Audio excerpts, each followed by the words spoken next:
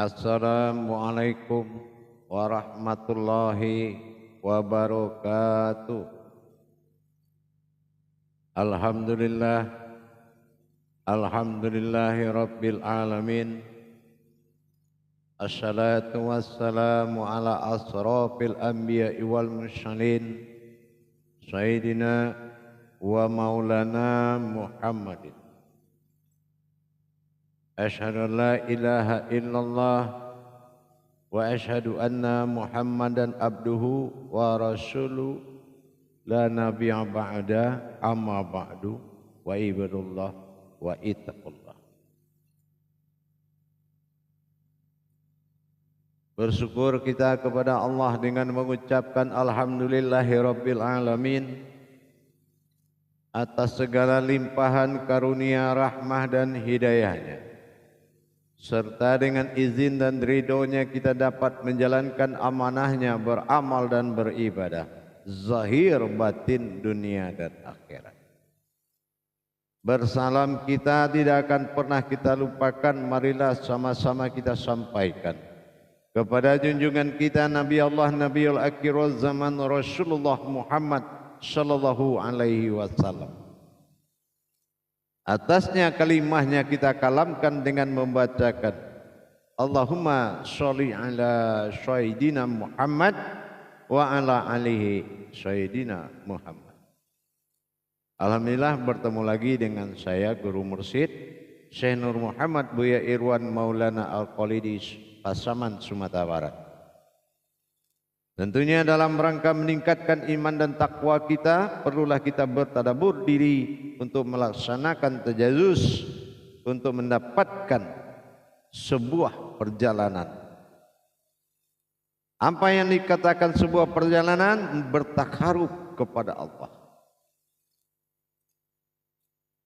Hadirin dan jemaah dalam makom majelis zikir Ma'rifatullah, tentunya dalam tayangan YouTube Buya Pasaman Timur, perlulah kita mendapatkan bimbingan dan tuntunan untuk kebenaran sebuah perjalanan.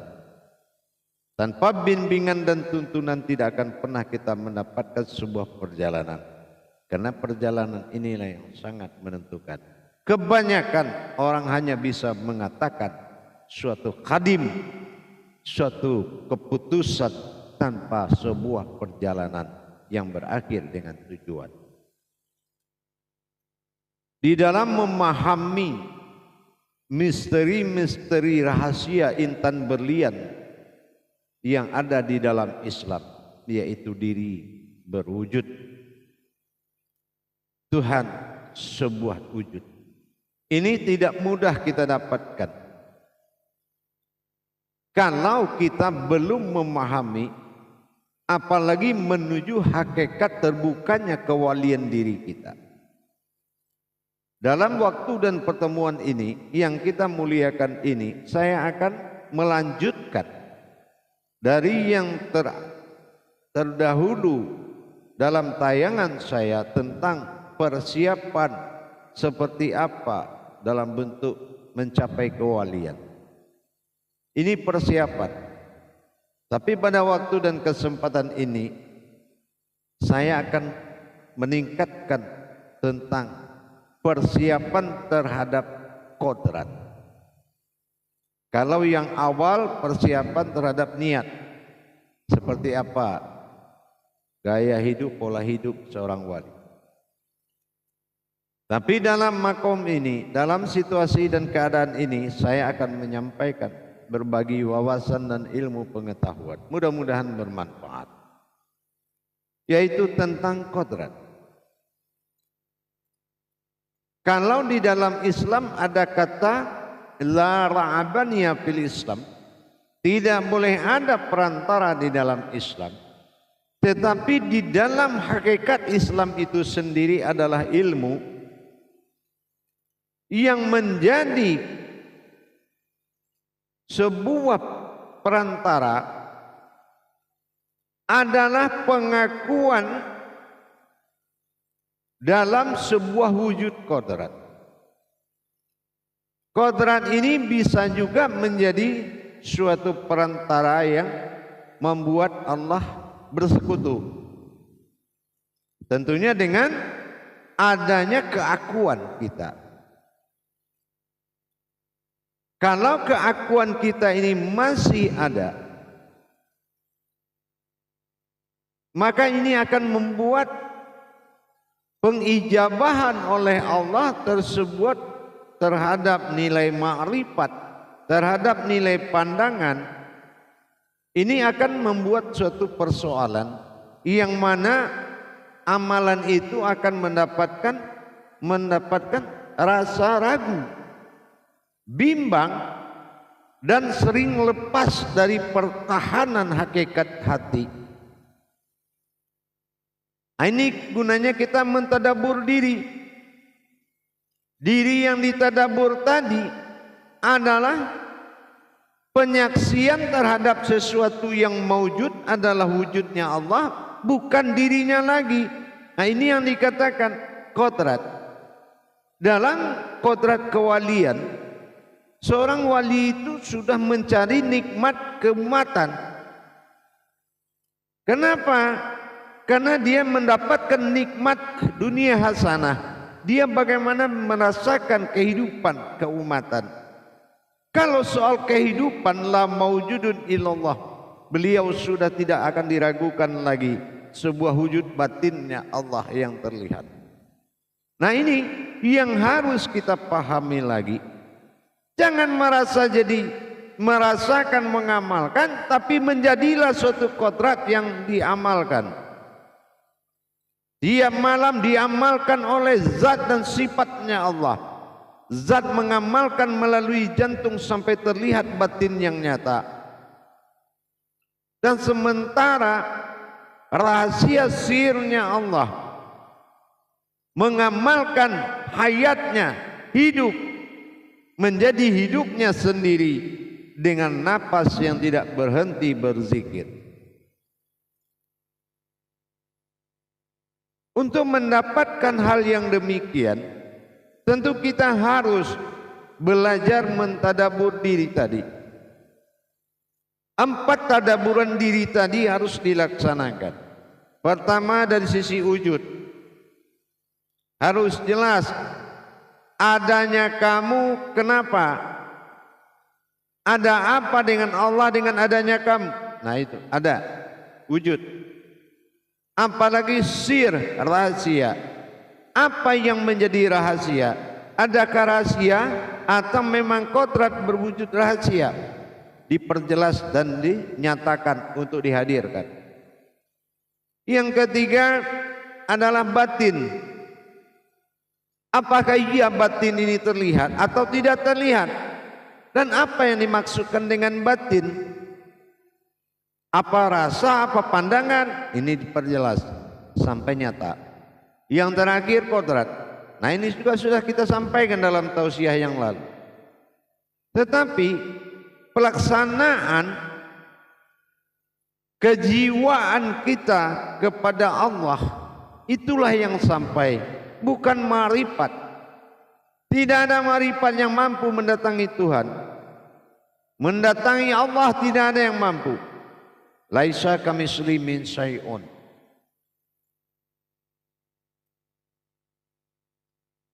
Allah tidak akan melihat seperti apa kedatangan marifatmu, tetapi Allah bisa mendengar apa yang disampaikan oleh marifat itu. Kodrat seorang kewalian itu tidak memiliki tuntunan keumatan dari Allah terhadap kodrat-kodrat lapisan-lapisan dirinya. Qalbinya sudah berganti dengan sulbi. Artinya sudah menemui masa asal. Sampai pada tingkat hayat menjadi hayatnya Allah.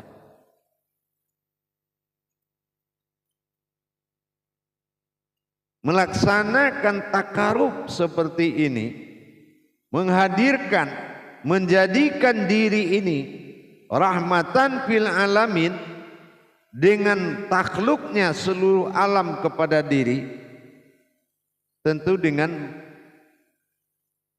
mendirikan arasnya Allah pada diri. Mendirikan kodrat alif yang nyata pada diri, membuat tafakurnya alam pada diri. Mendirikan kodrat alif tersirat pada diri, membuat tafakurnya sekalian yang hayat pada diri. Ada yang hayat pada alam ini, semua yang hidup, dia akan berwasilah kepada orang yang sudah mendirikan qalbinya.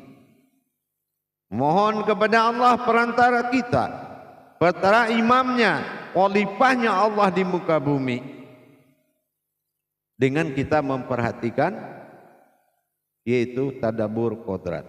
Bagaimana kita bisa mentadabbur kodrat diri kita ini benar-benar menjadi sebuah wujudnya Allah. Di dalam kalbi ada sir, di dalam diri ada batin, dan di dalam tubuh ada hayat. Gerak bukan lagi afal, tapi afal menanggung dari fi'il. Karena ada yang menggerakkan, maka disinilah kontak jiwa langsung kepada Allah. Apa dengan kontak jiwa? Ada apa aku digerakkan? Ada apa aku diperjalankan? Semua akan terjadi komunikasi batin yang bagus. Tapi kalau kita belum siap memutuskan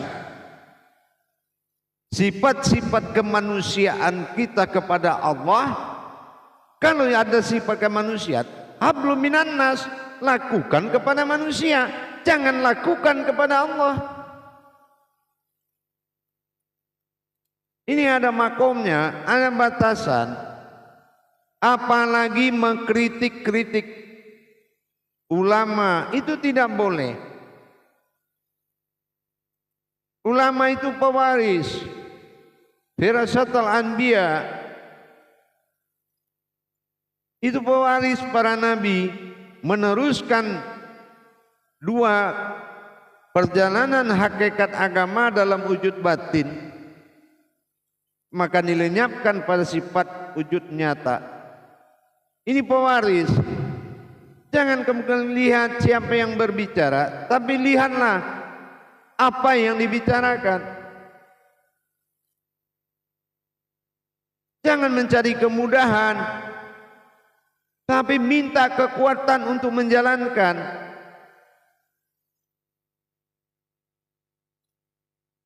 Jamaah yang dirahmati Allah, hadirin dan hadirat dimanapun berada, untuk menjadi seorang alim, wali, al-waliul wujud, wali Allah,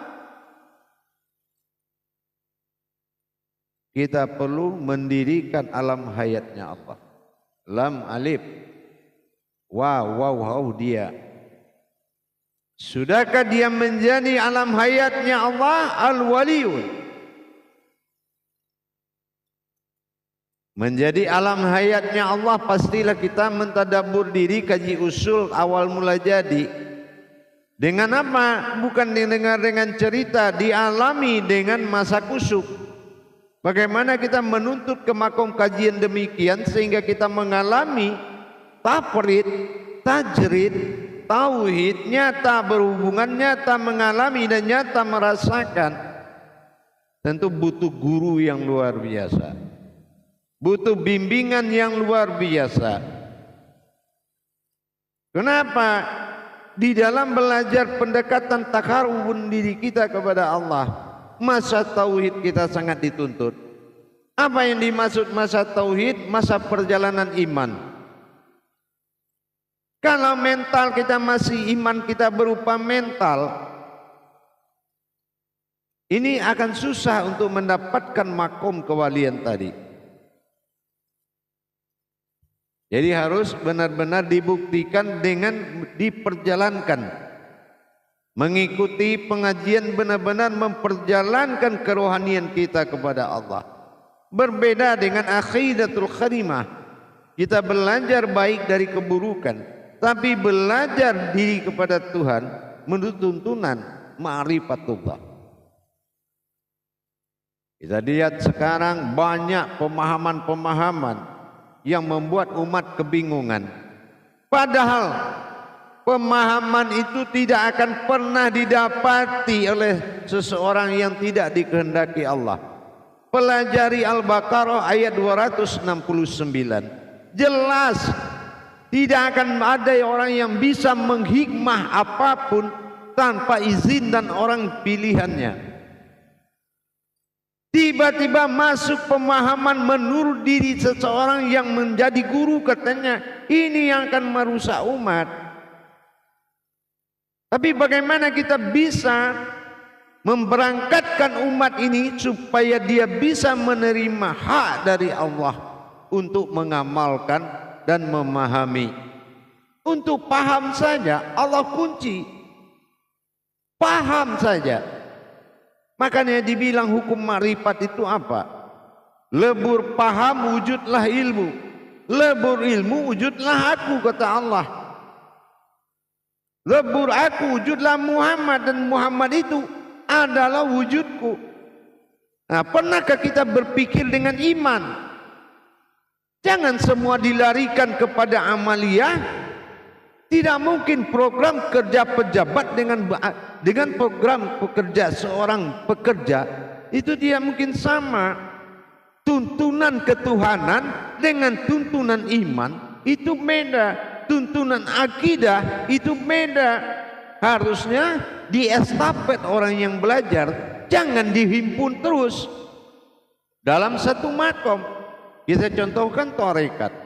Begitu dia masuk tarekat, dikuku dan ditutup dia menerima keimanan yang lain. Ditutup, tidak boleh lagi mendapatkan guru lain. Tidak boleh belajar banyak guru. Memang tuntunan tidak boleh, tapi kebenaran itu datang dari siapa saja. Kita belajar bukan untuk unggul dari orang lain. Kita belajar untuk membantu orang lain. Kita diberikan kelebihan bukan merendahkan orang lain, tapi menyelamatkan orang lain. Kenapa itu? Umatin, iya umatin. Ilmu itu estafet kepada umat. Banyak makhluk tentu jadi umat. Banyak umat belum tentu bisa jadi hamba. Apa yang ada di iman kita? Kalau kita membesarkan diri di jalan besarnya Allah, meskipun jalan diri kita kecil, tapi carilah waktu untuk membesarkan Allah. Bukan membesarkan diri di jalan Allah, tapi besarkan Allah di jalan diri. Selamat umat. Jadi seorang wali, seorang pesuruh Allah ke tingkat ilmu harus melalui proses syahadat. Kalau dia belum mampu mengeluarkan pemahaman dari satu syahadat, apapun bentuk makom kajiannya, dia tidak mampu mengeluarkan dari syahadat, berarti kewaliannya belum sempurna. Semua itu diletakkan pada posisi tauhid. Jadi jangan dibawa kemana-mana. Nah, inilah tugasnya para wali, meluruskan ibadah umat dengan ilmu. Jadi jangan membenarkan yang rusak. Membenarkan yang rusak itu amaliyah. Tingkat pemahamannya, penyelesaiannya, akidah imannya itu sudah membentuk makom yang lain. Tapi kerusakan diri bertuhan harus dibenarkan lagi oleh ahli diri. Itu yang dinamakan Amirul Mukmin. Inilah wali. Tapi sekarang kita lihat sebagian. Kalau ada yang aneh-aneh, ada orang sakit jiwa bisa baca ayat dibilang wali Allah. Ya. Mana mungkin martabat sebuah Tuhan seperti itu? Bukan. Tapi martabat Allah Tuhan dimuliakan dan diagungkan, disucikan dari pandangan, disucikan dari pendengaran. Itu Tuhan. Wujudnya adalah wali. Berarti wujudnya ini mencerminkan zahirnya Allah. Waz-zahiru mu'alal batin. Zahirmu memperlihatkan batin, kata Allah.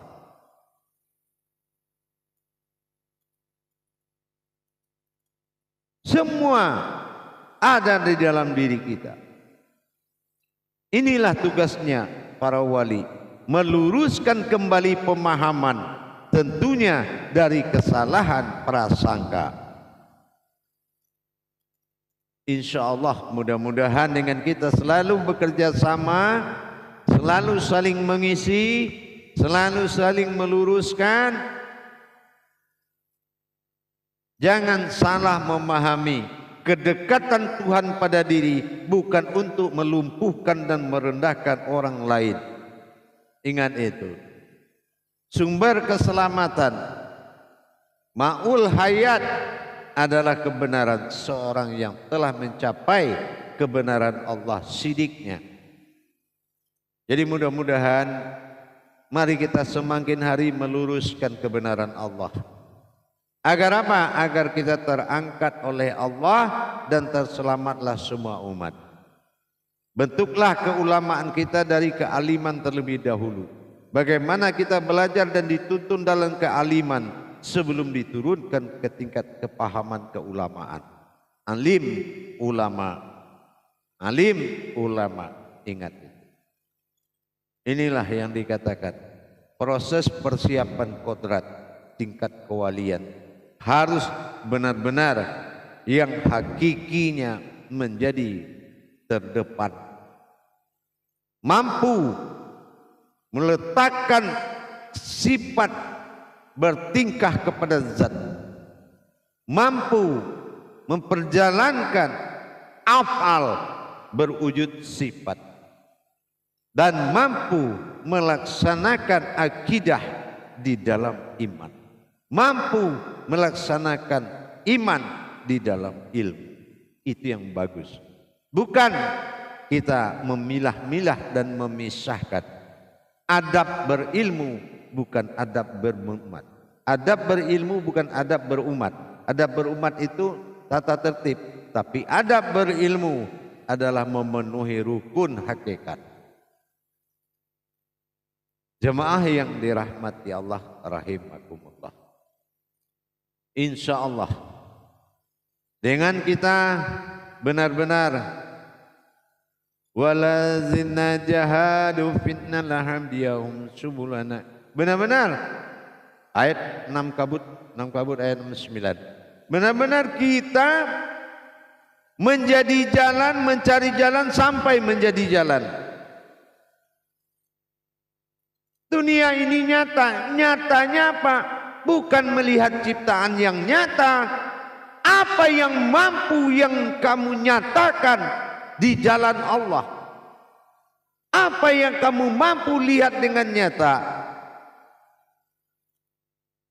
Semuanya nyata, tidak ada yang tersembunyi. Maka barang siapa yang tidak sembunyi, itu adalah telah dihinakan. Makhluk dihinakan. Dihinakan itu apa? Tidak boleh ke masjid, dia tidak terlihat, suara aja yang ada, baunya begini-begini, enggak boleh sholat. Tapi Allah bukanlah wujud yang hilang, tapi dia tidak tercapai oleh imanmu, maka kamu tidak melihat dan tidak bisa mengakui dan melihat yang tidak nyata itu sekarang sudah nyata.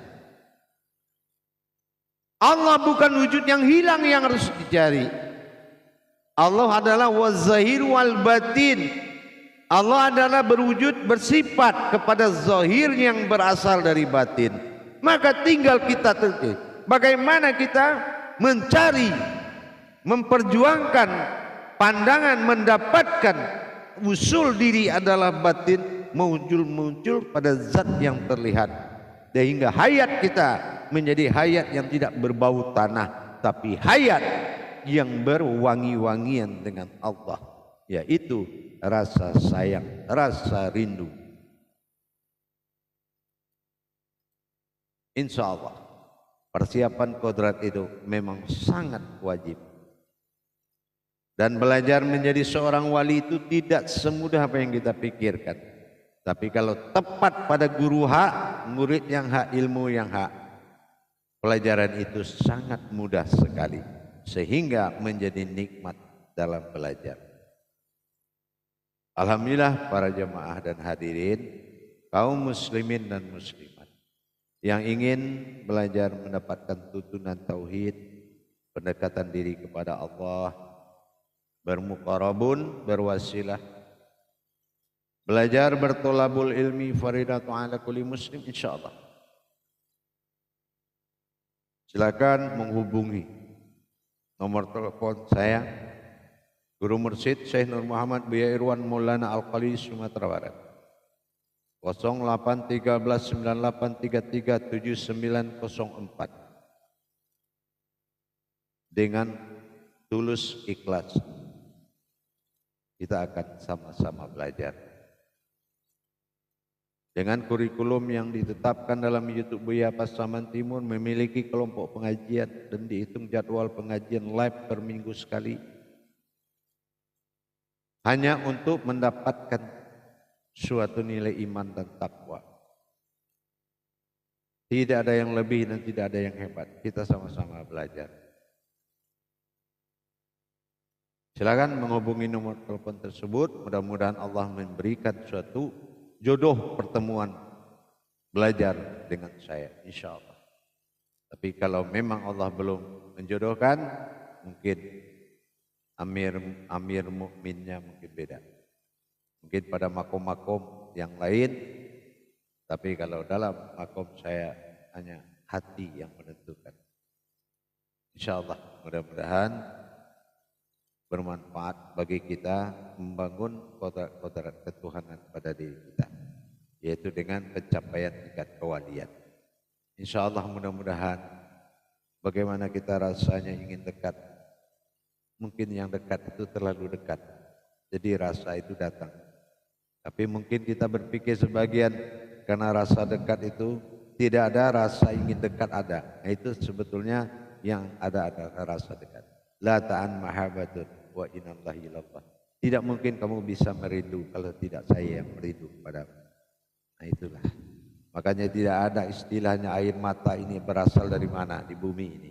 Langit dan bumi tidak bisa menciptakan air mata. Itu mahabbatullah. Al-banasud itu adalah buah rindu dari Allah. Kalau kamu rindu, sebetulnya dia yang sudah rindu.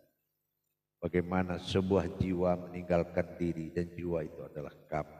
Itulah ruhani. Insya Allah mudah-mudahan kita selalu dengannya. Wa huwa ma'akum aina ma kuntum. Yakin dimanapun kamu berada, di situ dia. Barakallahu ya karim ya rahman ya rahim. Akhirul kalam wa billahi taufiq wal hidayah. Assalamualaikum warahmatullahi wabarakatuh.